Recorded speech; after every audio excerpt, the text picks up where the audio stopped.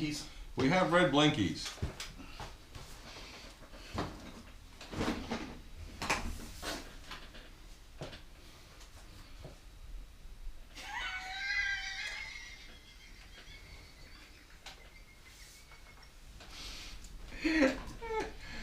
The fanciful unicorn.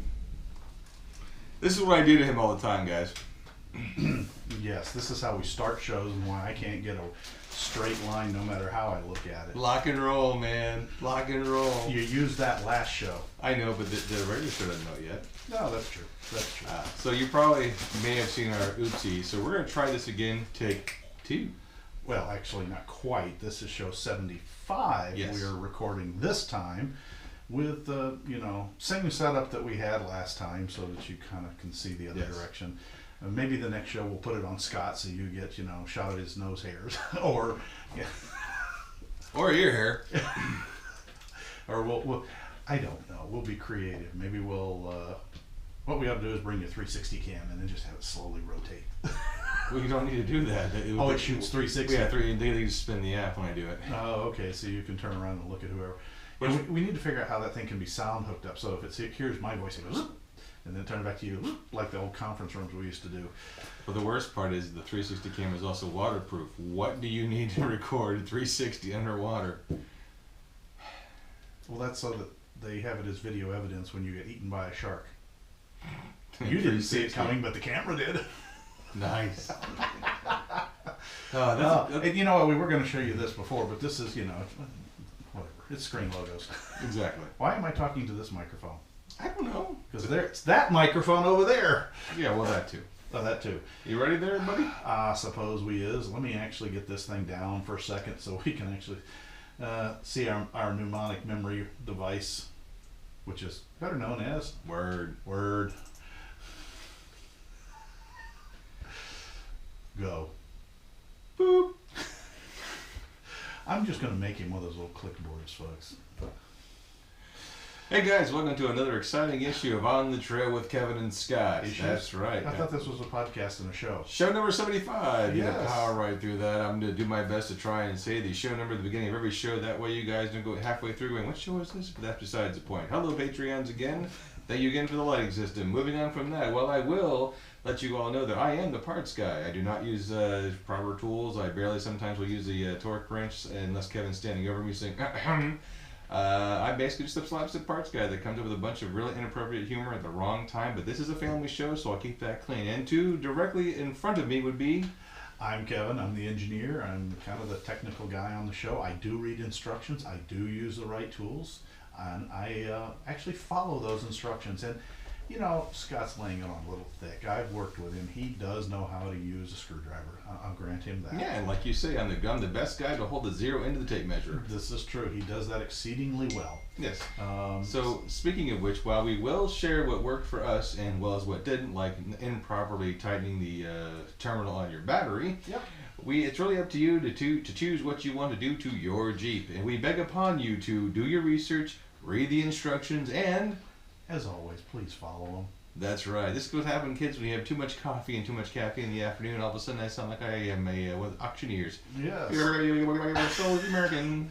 And we're also sitting here. We apologize if there's any rumbles in the background, but hopefully this thunderstorm that we've been having this month of here has rolled on through.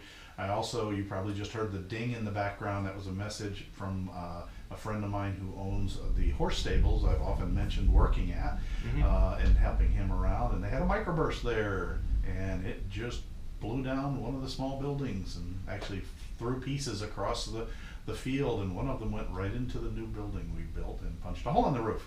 So if horses were underwear, we'd probably need some clean underwear. But they don't, so there's just extra piles to clean up. Oh boy.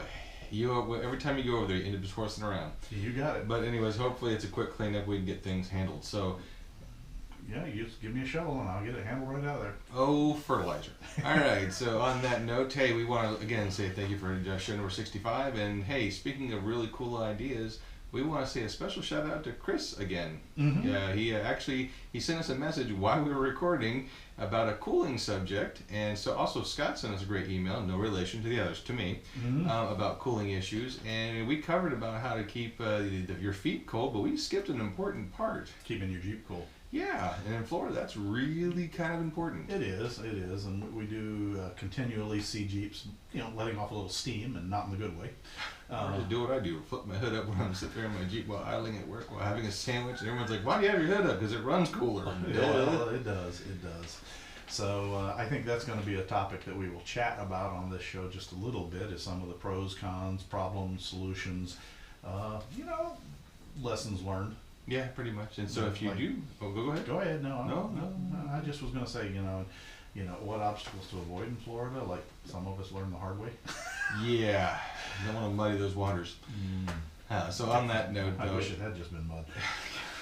If you do have a question, comment, concern, you can email us, Facebook message, send us a carrier pigeon. Don't know the address, but hey, we're working on a P.O. Box too. Thank you, Patreons.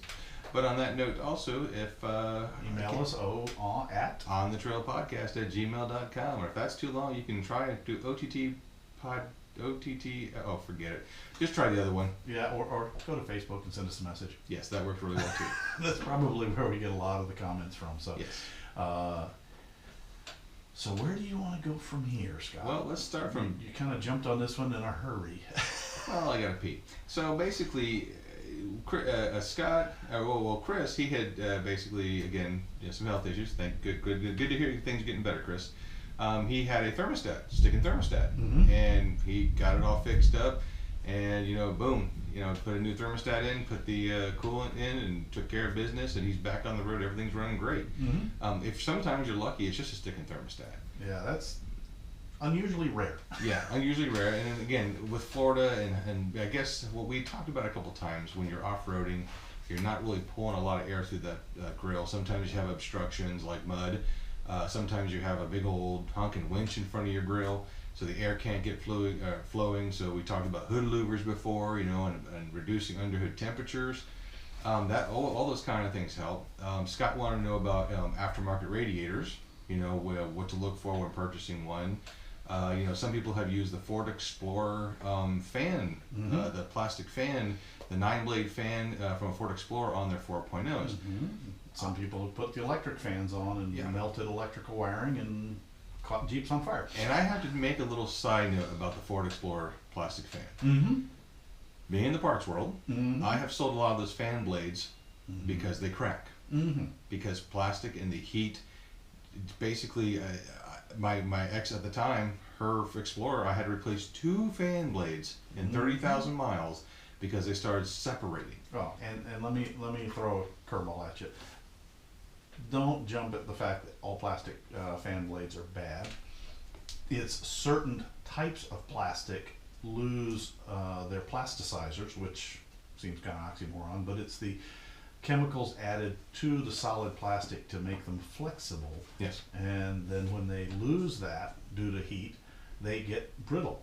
Now, not all plastics do that. It was typically the lighter plastics. If you recall, that fan is typically white in color. Yes. And therefore it's more plastic. It doesn't have the carbon black fillers. It doesn't have the same excuse me, folks, constituents in the mix that makes them tougher. It could also be that it was the wrong type of plastic to begin with. It was less expensive. So not all plastic is bad. I mean, there are some plastics in Jeeps, for example, the plastic radiator shrouds in a TJ that have been around for 25 years and are still soft, flexible, pliable. Yep.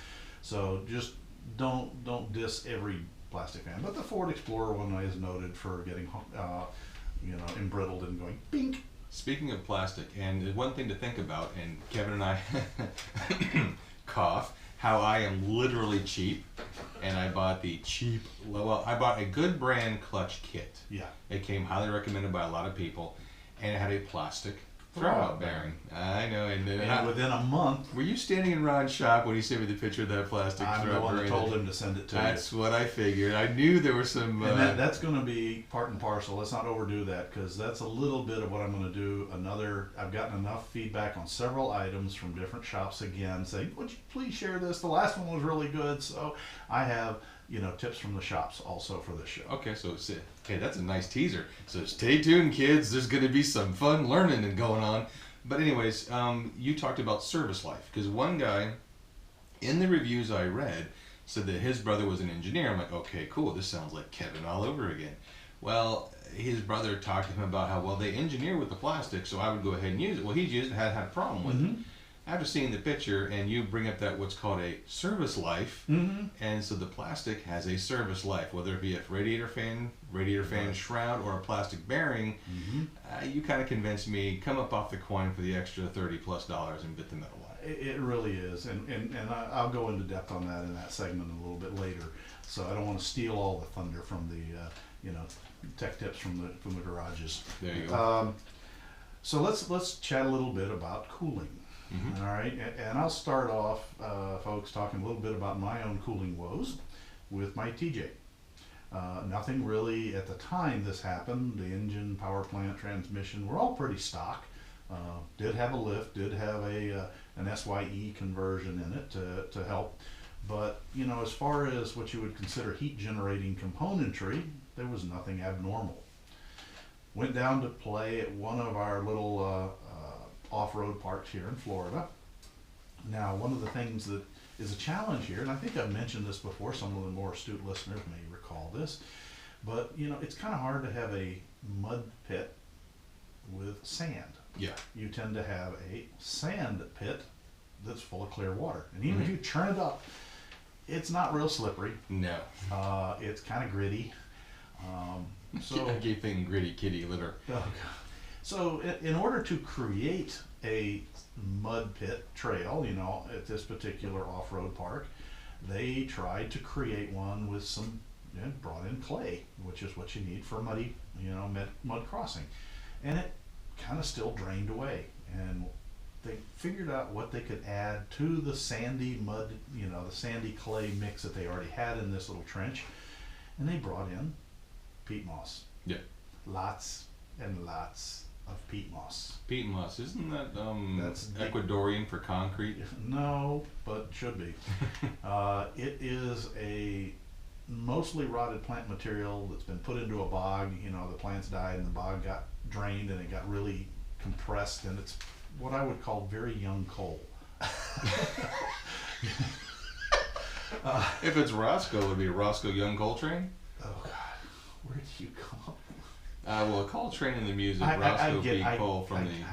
I get it. Well, you Smokey and the Band. No, not Smokey and the Bandit. That's Roscoe P. The deputy to Jackie Gleason. Okay, you're right. I'm thinking like Roscoe P. from the Dukes of Hazzard. That's okay. Well, they both were. Anyhow, moving on. One of it. I'm probably the wrong one on the movie reference. I'm not a big movie person, but anyhow, that's the Dodge Charger shot. The orange one with the big one on it, the 01. Exactly. Okay. But derail. Yeah, I did. Pause while they come in. Put the train back on the track. Go me. And anyhow, what we discovered was that, when you play in those mud pits, you get this mix of clay, peat moss, which is fibrous, and sand in between your radiator fins. And water. And water to make it a nice slurry mass. And then this neat little thing happens is you apply a lot of heat from a hot Jeep engine that's in 4x4 low, blasting through the mud. And not only did I drive it, I let my daughter go play in it, and then I let her friend go play in it who'd never driven a 4x4. It's a nice big open pit, and the worst you do is get stuck. You couldn't hit anything. And we went to leave, and we drove about 15 minutes up the road and overheat. Yeah. Had no water. Added water, thinking I got a leak. Like, I don't want to warp the head, Go a little further. Oh my God, it was fine. In about another 10 minutes, it starts to temperature go up, pull off. Finally, find a nice little convenience store that has a hose outside that will let me rinse and rinse and rinse and rinse and rinse. And I think, okay, I gotta have it. Fill it up again. Drive another probably 3-4 miles and overheat, boiling over.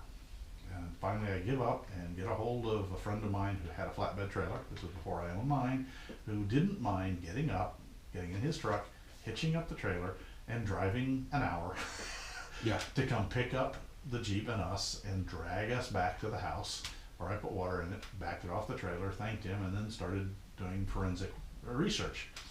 Long story short, Portland Cement has nothing on peat moss, clay, and sand plus heat. Because like Scott referenced, it just turns into kind of a brown concrete. Well, you talked about concrete has sand aggregate, and a binding agent, i.e. Portland cement. And so I finally gave up and actually removed the radiator and started washing it and it wouldn't come clean, and I kept moving up higher pressure. So finally I'm like, well, this is all or nothing. So I get the pressure washer out, and I use the low pressure high fan weight. I wouldn't touch it, still wouldn't knock the pieces out. And folks, when I say wouldn't knock the pieces out, 80% of the radiator was blocked with this stuff from the fan sucking it in. Yeah.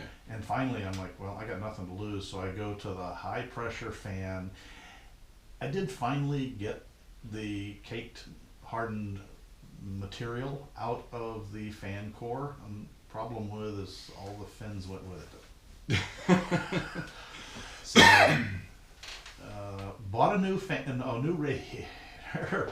That cured my heating problem very quickly. So number one, Jeeps generate a lot of heat. Radiators are relatively fragile. They do plug up if you're not careful.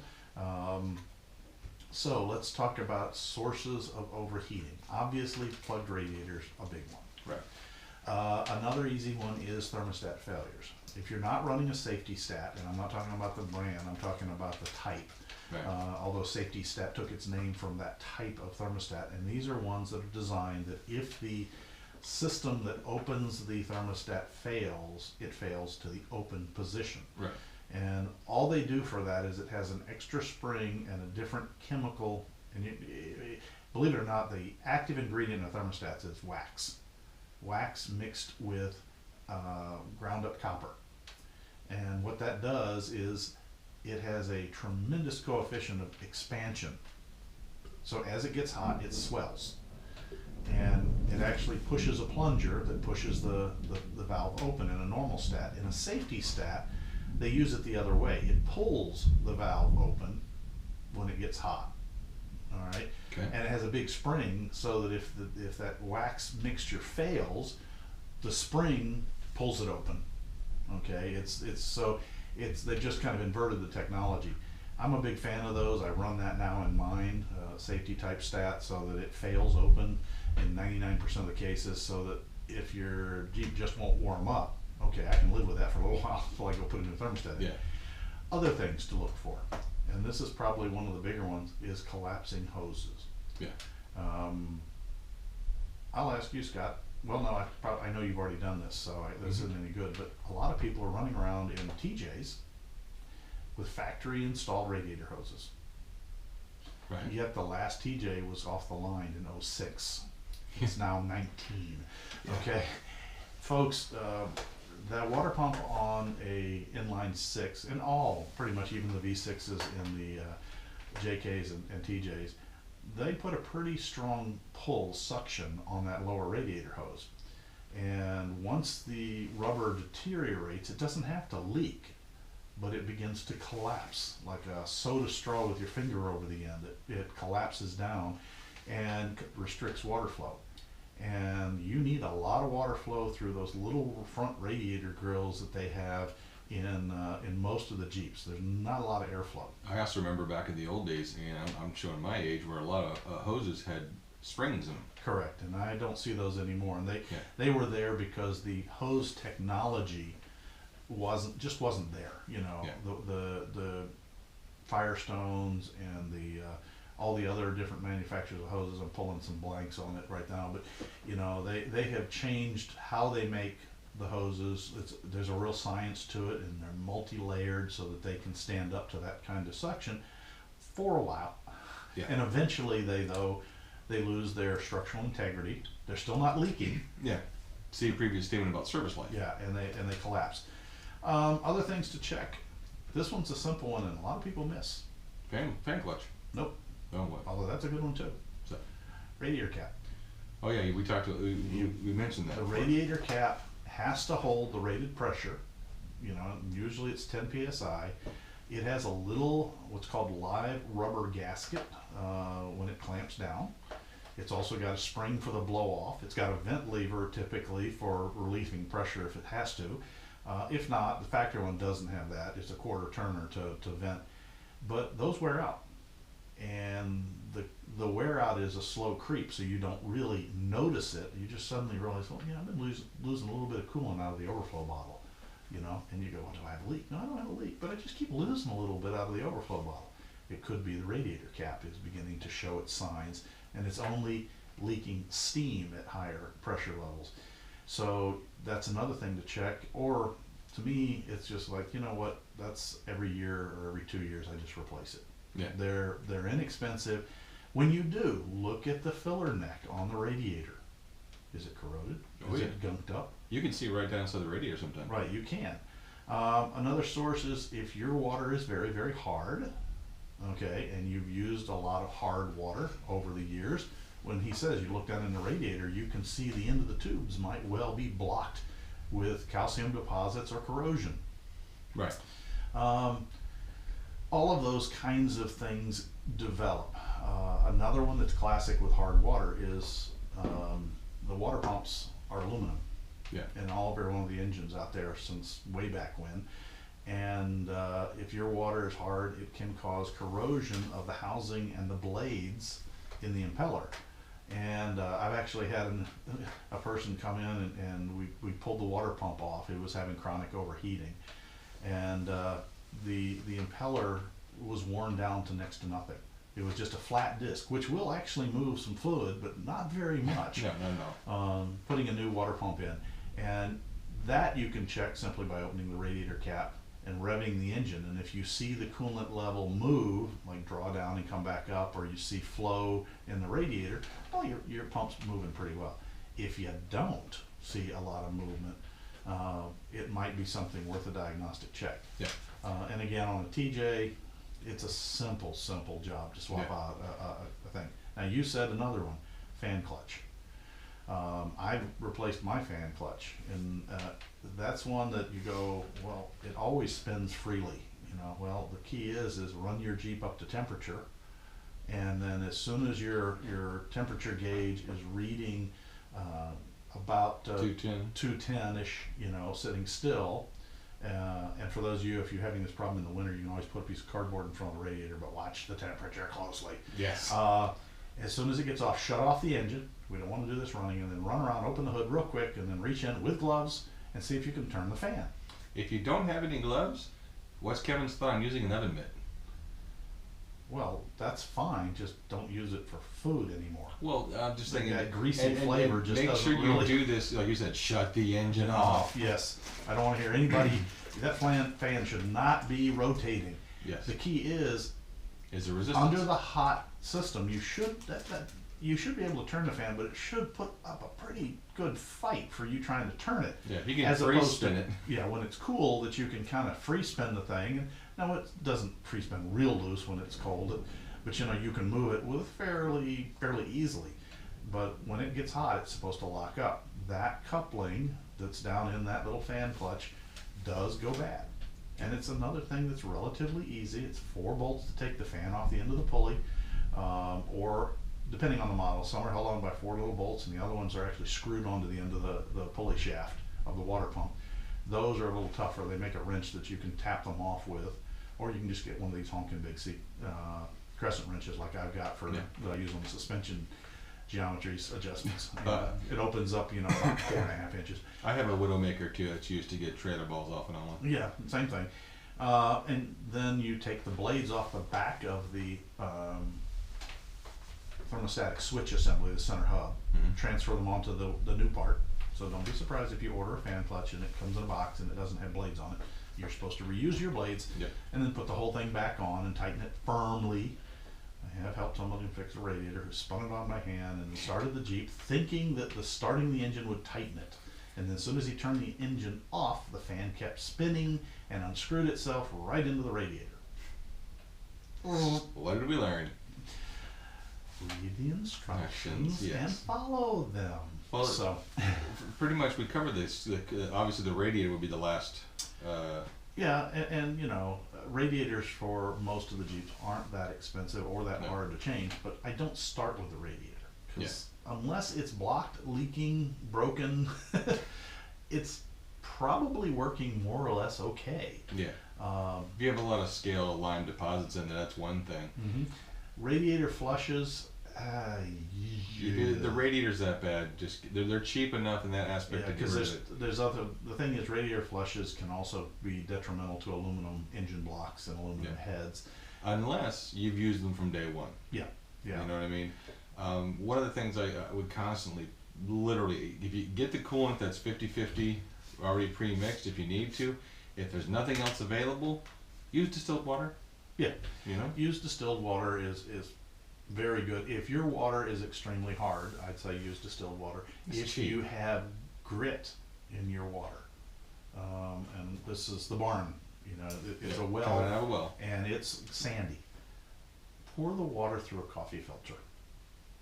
You don't need sand in your cooling system. It will abrade your pumps, chew up the inside of your radiator and that kind of stuff in surprisingly short order, because that system's moving a lot of water at a high velocity. Well, one of the things that, go ahead. No, I'm just sitting here thinking about other things cooling wise that I've run into. There are some other related issues to cooling that aren't radiator related, related to cooling, and that is check your timing. If you can adjust your timing, if your timing is over advanced, the engine will run way hotter. I mean, really seriously hotter. A second one, and this one's kind of a little hidden thing that a lot of people aren't aware of, and that is, do you know that your radiator coolant system isn't your primary heat conduction system in the engine? You have a secondary, which is your heater core. Nope. Oh, no. Well, I No, it actually moves more heat away than the cooling water? Airflow underneath the Jeep. Nope. Okay, I get The it. oil. Oh, the oil, yeah. Your oiling system is in direct contact with those hot parts. The water is actually insulated away from those hot parts, okay, by the jacket. So what you're looking at here is, don't get me wrong, I wouldn't want to run without either. But if you're low on oil, you will have less cooling. Even if you have enough oil to keep lubrication flowing and your pump is reading pressure, you don't have the volume of your other cooling fluid, which is oil. And oil is designed to be sprayed around the engine, to be pumped around the engine. It absorbs tremendous amount of heat. In fact, in some high performance engines, not necessarily the Jeep, I'm not sure about the later versions, there are actually nozzles in the oil gallery pointed at the bottom of the pistons that spray a continuous stream of oil up into the cavity of the bores to the bottom of the pistons. And then the oil runs back off of it, obviously lubricating wrist pins, but also draining away, taking the direct heat from the bottom of the piston. Interesting. And so your oiling system is, there are those that will argue, and I understand where they're coming from, that that's actually the primary cooling system for the engine, with the water jacket being secondary for the high heat areas right around the combustion chambers. And if you think about it, the water only flows around the combustion chambers. It doesn't flow around the cranks and the bearings and the journals and the rocker assemblies. They're all cooled only by The air oil. moving over the oil pan, basically. Right. So, you know, if you keep having heat issues, you can increase your radiator, but you can also put an oil cooler out there. Yeah, that's one of the things that Scott asked. He basically wanted to know, like, how do different types of aftermarket radiators compare to stock? I mean, where do you cross the line from not enough flow to reject heat and so much flow that the coolant doesn't have time to cool off? Well, my whole bet on that is, like, people say, oh, let's pull the thermostat. That You know, actually makes things worse, by the way. Yes, that can increase flow, but your engine may not ever come up to full operating temperature, and your computers will, most all the computers perform the function of a choke by programming, and they say, okay, if I'm not reading operating temperature, I'm going to add extra fuel. Yeah, next thing you know, you're washing the oil off your cylinder walls. Which, you know, causes all kinds of havoc, and you're also heating your catalytic converter through the roof, and gee, your mileage goes to crap. But it's only a check engine light, come on. Yeah, until the engine sputters and quits, Yeah. seized up like a brick. So I don't condone pulling the thermostat. That's just neither me. do You know, I think you get the right temperature stat for your engine and what your ECM is programmed for. Ours are programmed at 195. and their operating temperature is 195 to 215, that's where they're happy. I get people all the time, oh, my gauge, it normally runs just under the 200, now it's up to a little up to the 210. Well, it's 100 degrees outside, you're doing 75 on the interstate. Yeah. It's going to get hotter. It's going to get hotter. Is it moving beyond that? No. Well, you notice this little red area way over on the right. Yeah. If you're not there, you're fine. Yeah. The engines are actually more efficient at the higher temperatures. It's just harder on seals and gaskets. Right. And your feet.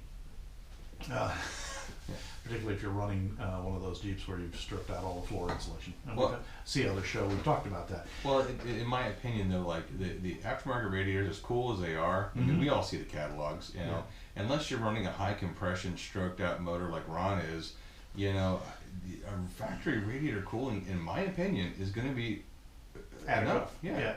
Well, and it is because, folks, it's designed to have the air conditioning radiator in front of it and the optional, oil cooling radiator that rarely is seen. But, if you really want to upgrade, you can consider an aluminum one. The problem comes in when people start talking about, I'm going to get a 4-core, or a 3-core, and I think the Jeeps is a 2 or a 3-core. Do you remember, Scott? I think it's a 2-core. I think it's 2-core. Studies have found there was a big push in the 80s where more core was better, and it turns out that's not necessarily the case.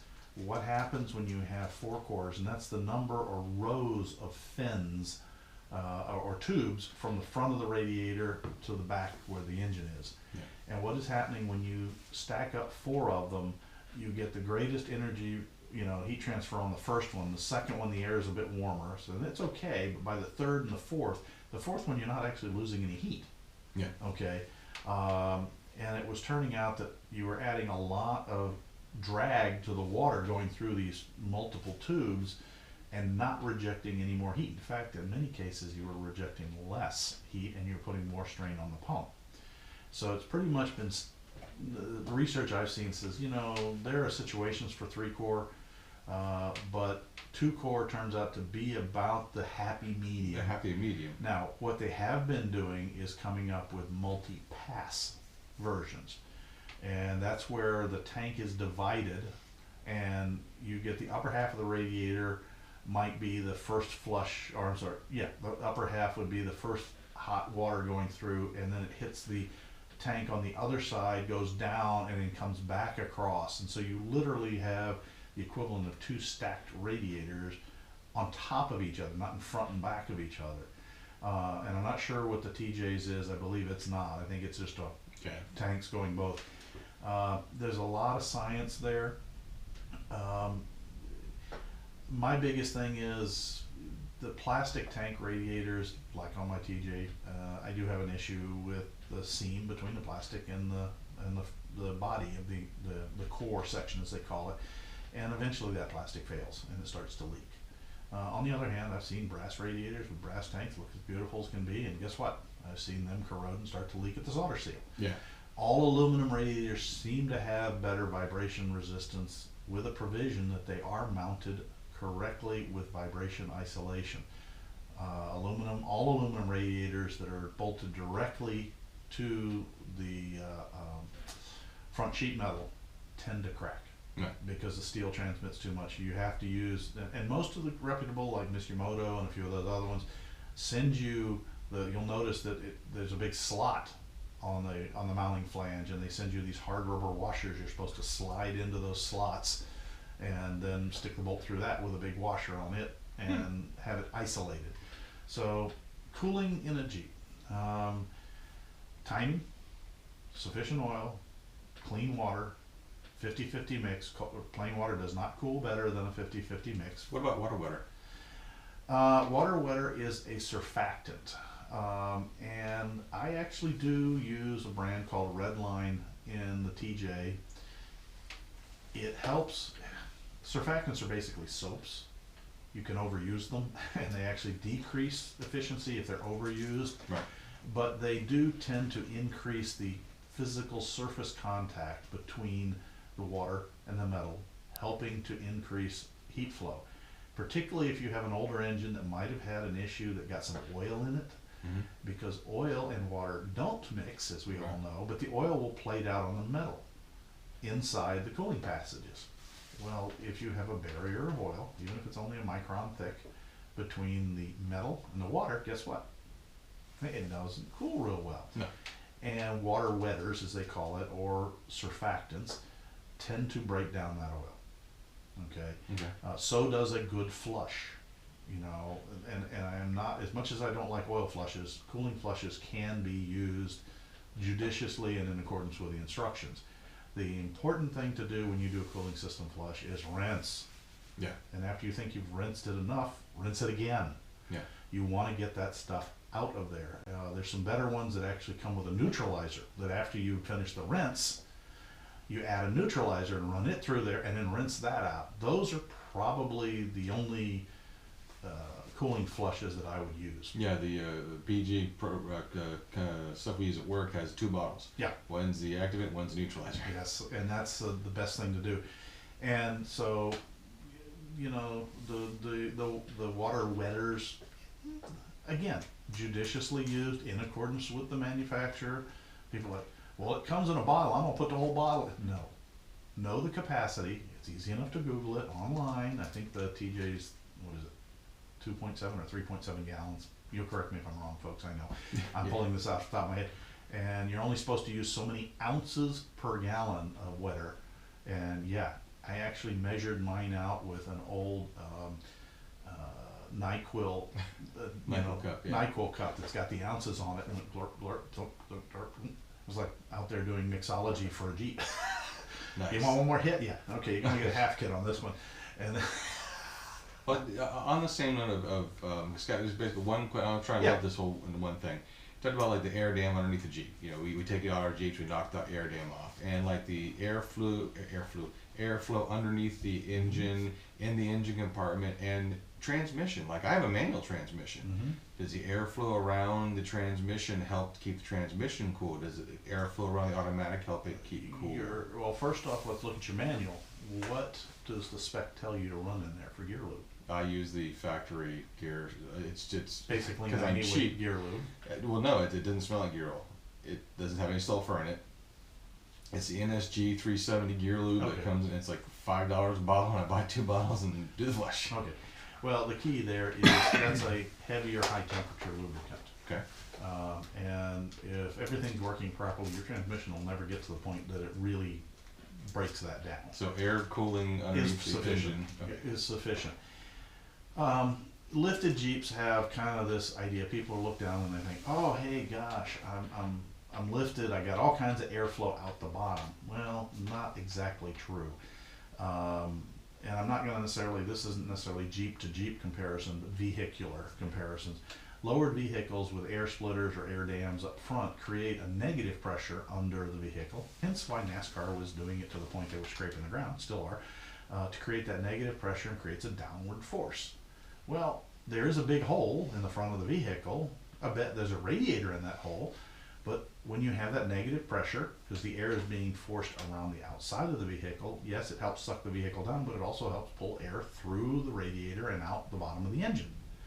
We lift the Jeep, take the air dams off, put in bumpers with nice sloped bottoms to, you know, be able to come up to a hillside and nose up the hillside and not get hung up.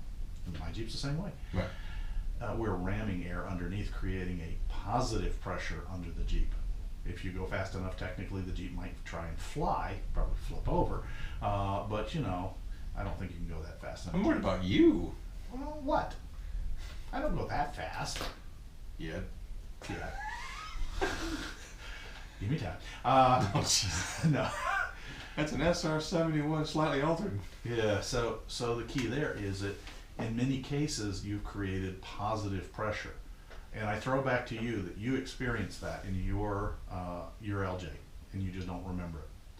Remember before we replaced your floor and your shifter boot? Oh yeah. What did you feel coming up through the bottom of that shifter, that torn shifter boot? It was like a furnace blowing out hot air at you. Right into my nether regions. That is the fact that the underside of your Jeep is under positive pressure. All right. So what does that mean for the air coming through the radiator? Okay, it's got to fight through and join with that positive pressure. That's one of the reasons some people in lifted Jeeps have had success with either quarter panel vents on the sides of the front fenders or hood vents. It gives another path for the air. Problem is that isn't the design path. That may help the radiator, but that doesn't help with the airflow over the exhaust pipes and the headers and the catalytic converters and all those other things like that.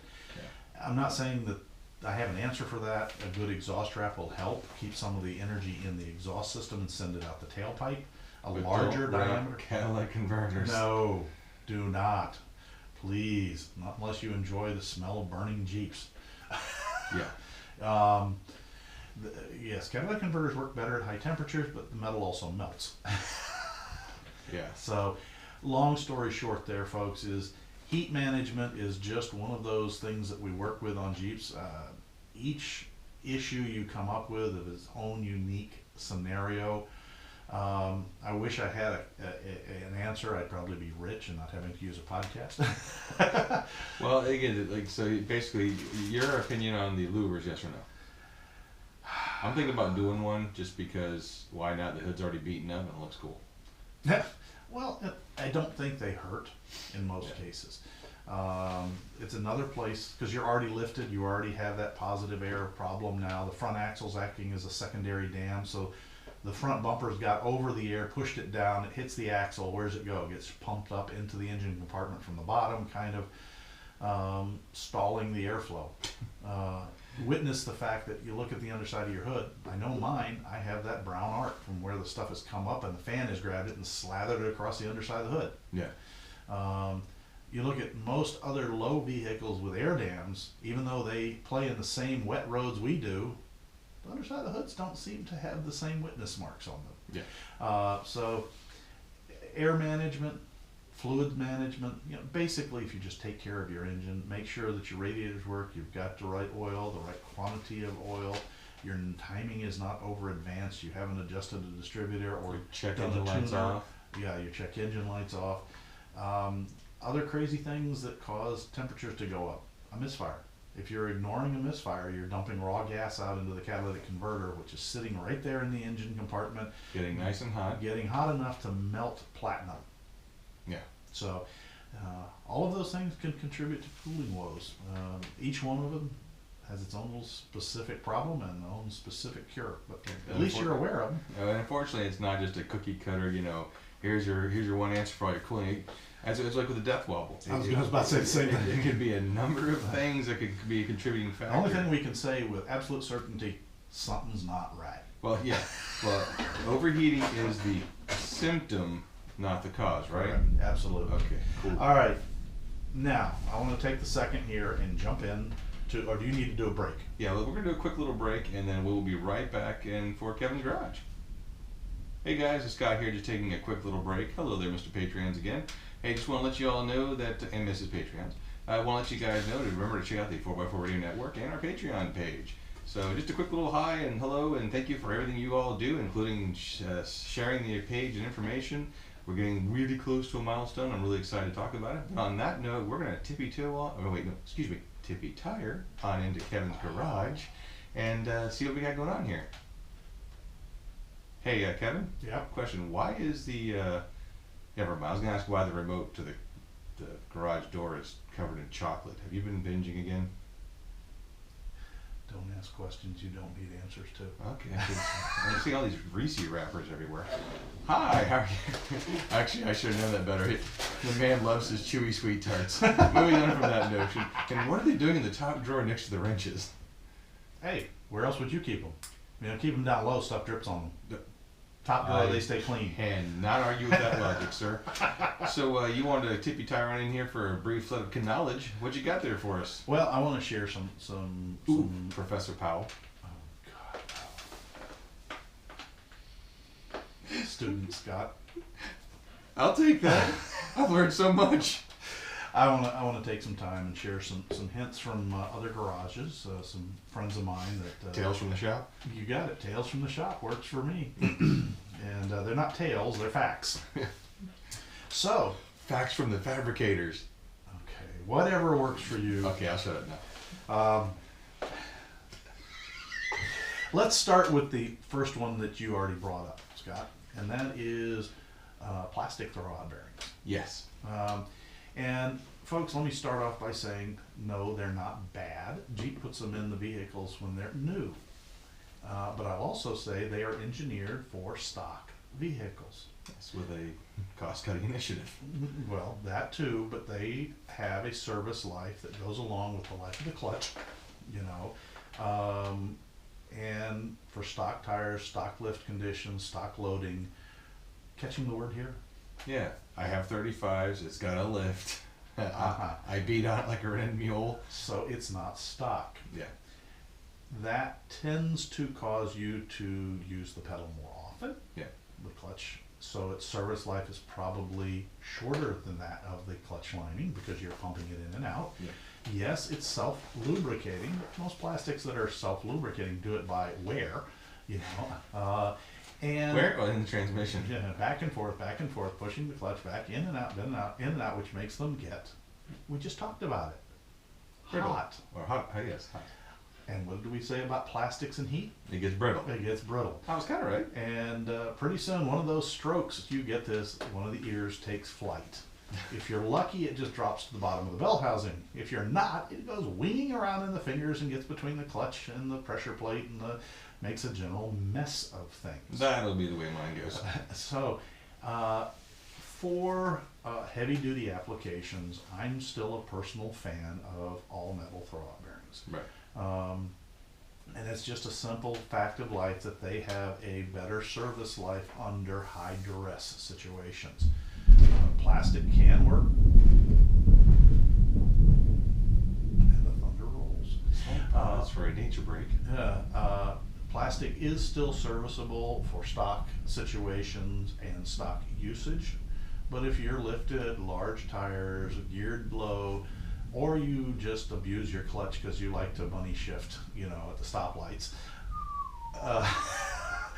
you know, I'm going to recommend that you go ahead and upgrade to the manufacturers that are still making the all metal throwout bearings. Right. It's just, let's just say, more abuse tolerant. Not saying you couldn't break it if you tried, but it's probably going to last a little longer than the plastic. Challenge accepted. Yeehaw! Now, I wish I had a picture, and I wish I was in a situation where I could show everybody the picture. But I was at Red Scorpion Fabworks a couple of weeks ago, and Ron walks over to me, and he shows me something. And I looked at it and said, "What the heck?" He goes, "No, don't blame me. I took this off somebody's Jeep." I said, "Seriously?" He said, "Yeah, this is the 6th one that I have seen." And what he's showing me is a bolt. Okay, a rather long bolt, and those of you who've done brakes on Jeeps would be familiar with this long, thin bolt that holds the caliper on. It's a flange-headed bolt, and the funny thing was there was a washer, and there's not a washer in the stock situation. Even odder than that was the color of said washer. It was copper.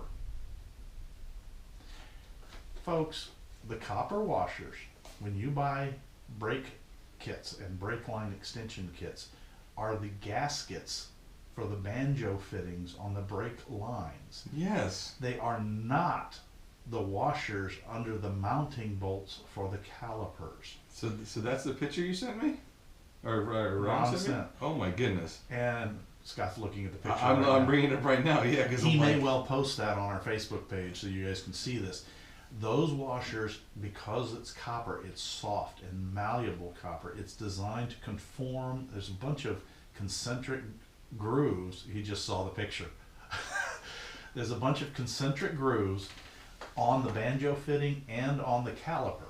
And copper washer is designed to squish in there and actually flow into those grooves, right, to give you a pressure tight seal.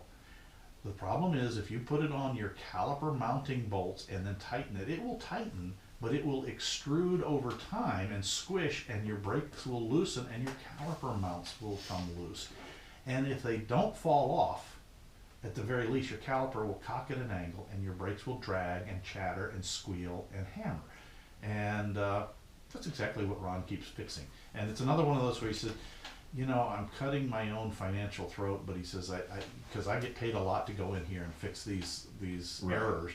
But he said, somebody's going to die doing this because they're going to have a brake jam and flip a Jeep on the highway. So they need to read the instructions. You need to read the instructions, folks. The copper washers that come in any of these lift kits or brake adapt kits or whatever are to go on the brake line bolt that goes into the caliper. And he figures that probably this is happening when people are getting new brakes, new rotors, and new calipers to replace, you know, the old ones that drag on the TJs in particular, Right. and on some of the JKs. And they're getting all the parts in a big box pile, and they're like, well, what do I do with these? Oh, look at that! It's the same diameter as the brake bolt. The brake bolt that holds the caliper on. Folks, that copper washer is only a gasket. It is not a washer. It's a gasket for the brake lines. Those of you who know that are sitting there going, I can't believe you're telling people this. I can't either, folks. Well, there's also a sign saying remove baby before folding stroller. Sad but true. Yeah. Sad but true. Now, here's one of the last ones, and this is a Jeep on a modern Jeep. Mm-hmm. And I didn't realize it. I figured this out years ago, but I also had, import cars for a while and had a little track car that had this kind of brake assembly in the back. But Jeeps are now coming with parking brakes. Some of the models of Jeeps are coming with electric parking brakes, folks. And it doesn't matter if it's a manual cable type or the electrics, but if your rear caliper and you look at the piston when you take to change it off, and the face of the piston is not hollow, but rather is flat and has notches or dimples in it, okay? You have to use the tool to crank the parking brake back in. I had a friend that gave me a panic call. Oh, this story gets even better. Actually his wife was the one that called, because he was sitting there going, call a tow truck. They had a modern Jeep with it's basically a screw-based parking brake system, folks. The piston on the rear caliper has two cups in it. There's an inner and an outer cup. The inner cup is mounted to a jack screw, and the jack screw is just a screw that either the motor or a ratchet system in the older cable ones turns that pushes the piston out. Right. And it pushes the inner piston, which is tucked inside the outer piston, and the whole thing's inside the brake fluid chamber. And so if you turn that jack screw, you push the cup and the pads close, and then when you release the pedal, it lets the arm go back a quarter turn, which is enough to release the pads. But when you hit the brakes themselves, hydraulic fluid flows between the inner and outer cups and pushes the cup so your brakes are applied again. Right. So it gives you a dual way to apply it. The newer vehicles, instead of having a cable, they have an electric motor, like a window crank motor. And I still wonder how that works if you lose battery power when you're driving, how you can use it's no longer an emergency brake, it's strictly listed as a parking brake. Right. So you have no emergency function at all unless you have power. But he's trying to push the piston back and it's not going. He's using the C-clamp and he gets it and it bottoms out and it's still not fitting. And he's like, I don't know, it's something with the parking brake. And he asks his wife, well, go up there and hit the parking brake. Oh no. And all of a sudden in his hands, and he's like, stop. She says, I'm stopping, it's not stopping. And it screwed the piston completely out of the caliper. Boom! Fluid everywhere. And he's like panic struck, and he's like, I'm gonna have to call a tow truck to come pick this thing up, and haul it. And I walked over and was like, what's going on? Fortunately, the boot seal had kept most of the fluid and the piston in place, just distended out horribly, because it's pushed out of the bore. And I'm like, calm down. We can fix this. I said, I'm sorry. Normally I show him things. I said, in this case, I just let me sit down. Yeah. And I was able to kind of sit there, and he goes, you're not even looking at the thing. And I said, no, there's nothing to see. It's all by feel. And I got the piston lined up on the bore. I said, I'm hoping. And I said, okay, now I've got it lined up. Now we have to put a hose on and loosen the bleed screw. So if you guys have ever done this is how it goes back in. You have to loosen the bleed screw, right, so that you can push the hydraulic pressure out. As you get it centered, you'll feel it kind of get in the O-ring that is the seal between the cup and the caliper housing itself, it'll start to go down and then it'll stop. When it stops, while still keeping pressure on it, you have to take your fingers, and hopefully you can turn it. You have to start turning the actual piston in a clockwise direction, and you're threading it onto that shaft. Right. And you just keep turning and pushing and turning and pushing and checking. Now once it goes down, and you can feel as you're pushing on it with your thumb, eventually it gets about 1/4 of an inch to a 1/2 inch down, and your fingers are aching, and you're like, oh, then you can take a screwdriver and loosen the boot seal, because that's where most of the drag is fighting you. Right. But if you take that off beforehand, you let air into the system. And I did, and it plurked out a tablespoon of brake fluid all over the place. Sound effect there, plurk.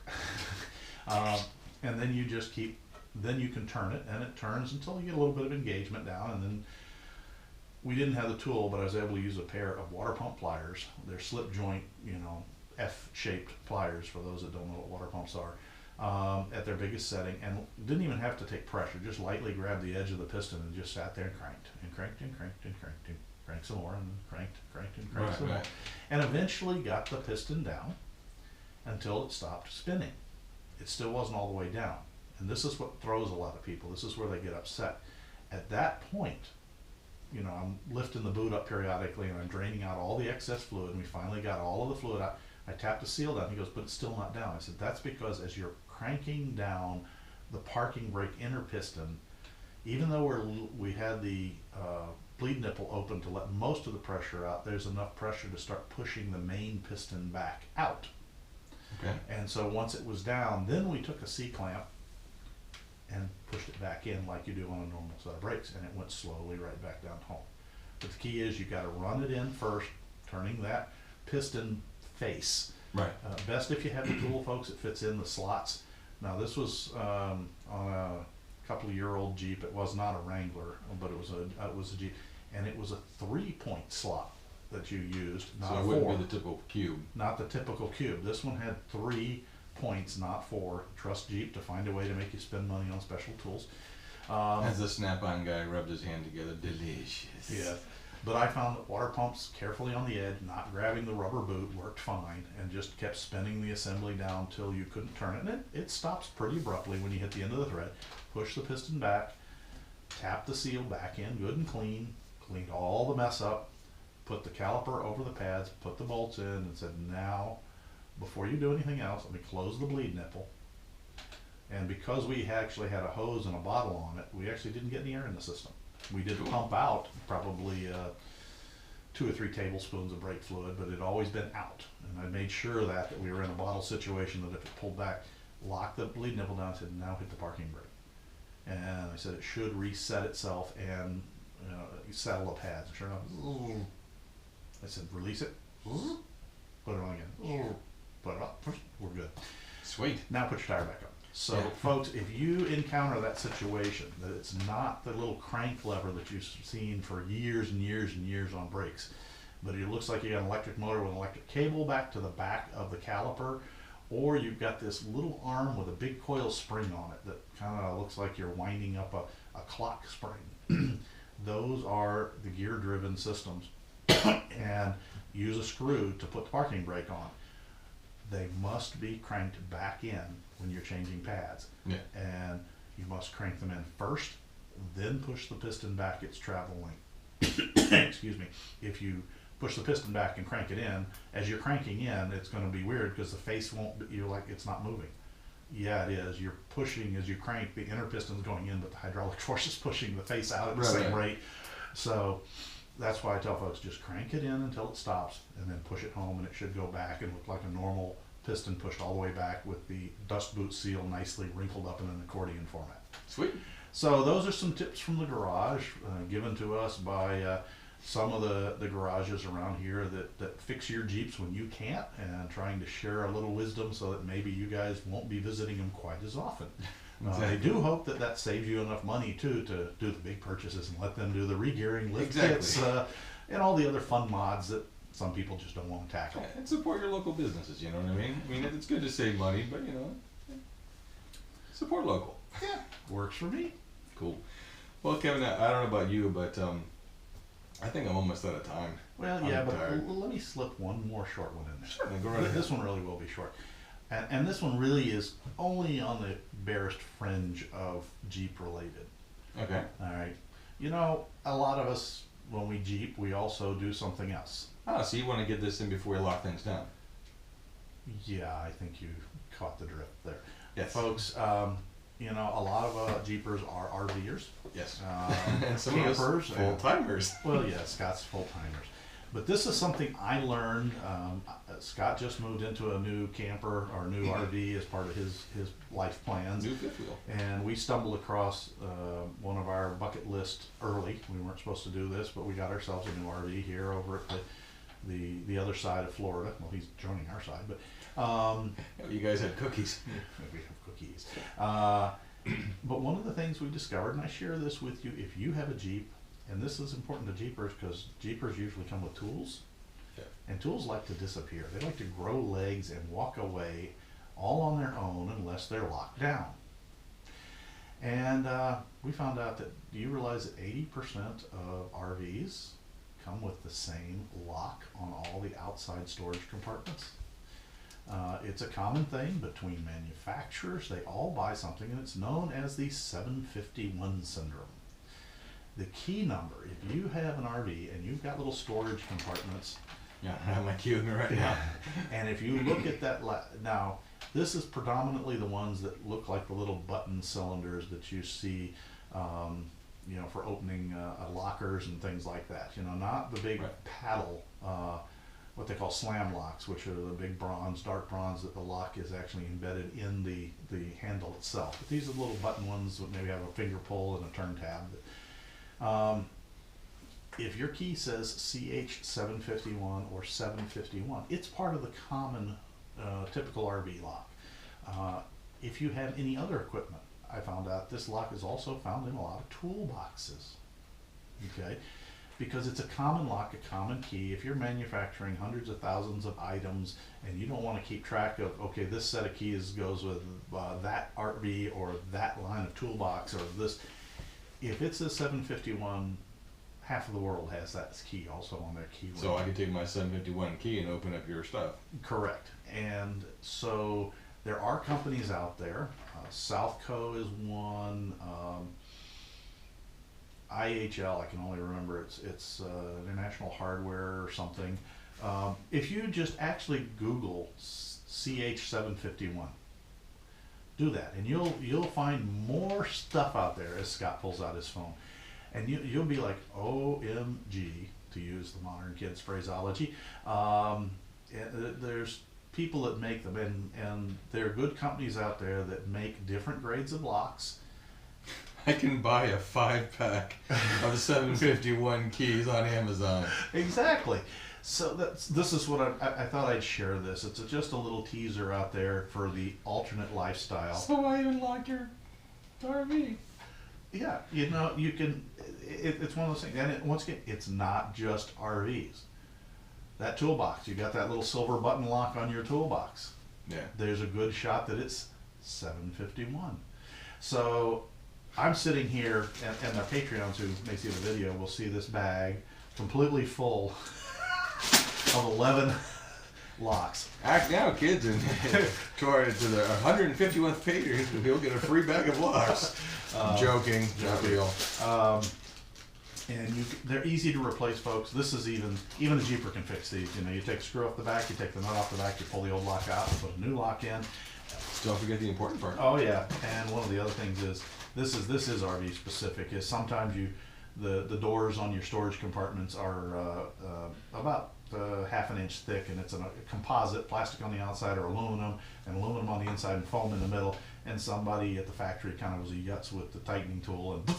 You mean they tightened something? And yeah, they crushed the interior. They crushed what you can't tighten because they over tightened, and the stuff that needs to be tightened, they didn't touch. So the one company, I wish I had their number. Hang on a second. Slide pause while Kevin sits there and tries to find the information for the new doodad he has in his hands. So hopefully I can pause enough. There you go. What do you find, Kevin? Did you find it? Well, it's their. I wish they had their name on the ordering form. that is pretty, guys, I have to get back with it. I think it's, well, if you go to ch751.com, that's their website, this company.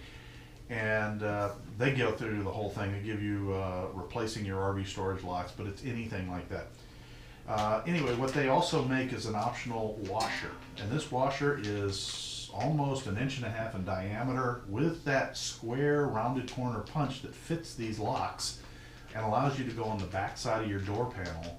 And it basically takes care of that crushed issue and gives you back a lot of strength so that the lock actually does secure something. Would it be ILH? ILH, that's it, ILH. They're the ones I bought my locks through. They offer a regular, standard flat key type, but I actually opted for the upgraded round circle high security locks. They were within $1 or $2 each for the locks. Dude, you installed lockers on your RV. Oh God. Sorry folks, Scott's been waiting for days probably to use that one. Actually, 3 hours. 3 hours. So I throw that out as a short little self-help. I realize it's not pure Jeepism, but I know a lot of Jeepers out there have trailers. 90% of the RVs are being pushed by a Jeep, so. Yeah, so that's one of the, that just got to me, yes, pushed by a Jeep. Said the guy whose RV is color matched to his Jeep. Yeah. I'm so jealous, because you get to play Eastbound and Down and sit there in your snowball outfit and just do wonk wonk with a horn and just head on out. Yeah, guys, my RV is powered by an International truck frame on with a big old Cummins 6.7. It's not but my Jeep started its life as a Toad, as they call them. TOWED equals I gotcha. It's a Toad, and it's about ready to go back to being a Toad. Your CV name could be Ghost Wraither. Instead of Ghost Rider? That's an inside joke on that one. Just wanted to share that little tidbit with you, but you can also take a look at your toolboxes, and if you're working in the shop and your lock says CH751 and you lock up securely every night, guess what? Someone behind you is going, hey, my key works. Yeah, exactly. So you can get their locks from several places, and they have all the sizes. I do like the high security ones because they will tell you this is your code. Not saying somebody else might not get that code, but it's going to be one in the 100,000s that might have that exact same code. And some other neat things about the way the cylinder locks work there. You push in the key rather, and I don't mean like just fit it in the hole to actually actuate it. You push it in and turn. Well, guess what? When your lock has a gasket on it, you got to push in, turn to release the gasket too. Sweet. So it actually works really well. Cool. So enough just barely teasing on the Jeep side. I can honestly say that we've run well out of time. Sorry about that, folks. No worries. As always, it's time for us to lock hubs as opposed to lock locks. He got me back. Put our Jeeps in 4-low and hit the trail. That's right. And thanks for spending time with us. As always, wheel legal. Tread lightly. And plus, take nothing but pictures, memories, and your trash when you leave the trail. So be sure to check in next time for the next podcast of On the Trail with Kevin and Scott. All right. Bye, patrons. Bye, listeners. Bye. Boop. That wasn't too bad, was it? Bye, guys. Oh, yeah. Hey, that's right. You're still watching. We'll get this uploaded shortly. All right. Bye. Toodles.